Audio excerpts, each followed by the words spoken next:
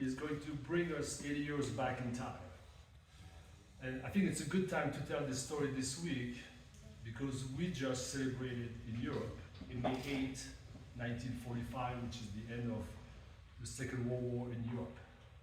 Not in Japan, in Europe it was May 8. So the year is 1944. It takes place in a small village in the east of France. This place, like most of northern France, had been occupied by the German army since 1940. A family with a little farm lives there. It's a widow with 7 young children. The husband died the year before in the hospital, the morning after a benign hernia surgery.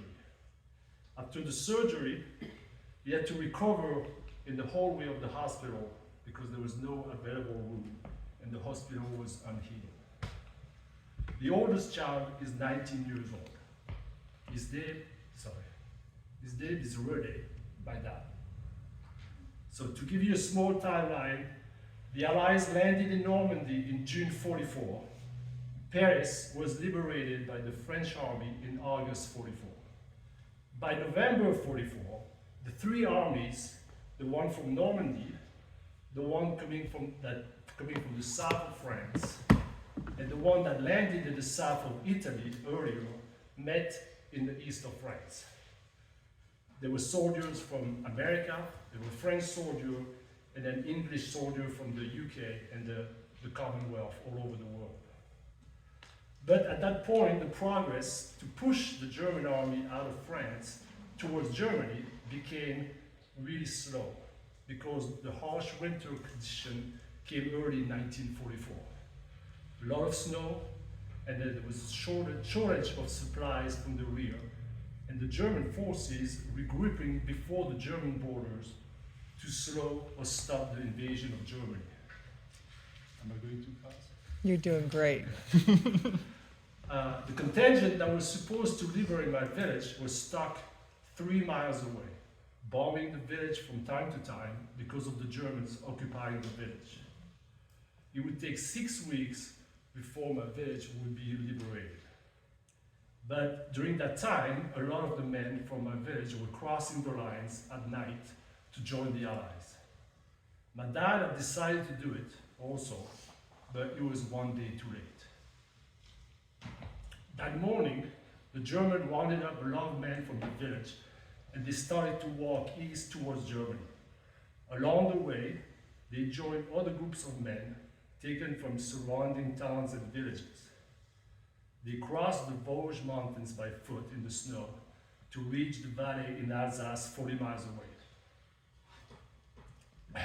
My dad said that during one of the first nights, a young boy who was terrified tried to run away and the German just shot him without warning. My dad realized then that it was really serious. And so I want to say that today, for Mother's Day, you can imagine how my grandmother felt then. At the beginning of the war, they had a mule, some cows, chicken, and then 7 draft horses. By November 44, all the animals had been taken by the German forces, and now her son was taken, and where the son was running the farm was also taken. In Alsace, when they got there, they got onto a train going north towards Germany. When they reached Karlsruhe, a huge German town and major train station, the train had to stop because the Allies planes dropping bombs onto Germany had destroyed the tracks. So they were forced to work on the train tracks to fix them. They were working at night because the Allies were bombing during the day. My dad said that none of them knew how to fix train tracks, especially at night when they couldn't barely see what they were doing. He said also that they were guarded day and night by 16-year-old German teenagers with automatic rifles and German shepherd dogs.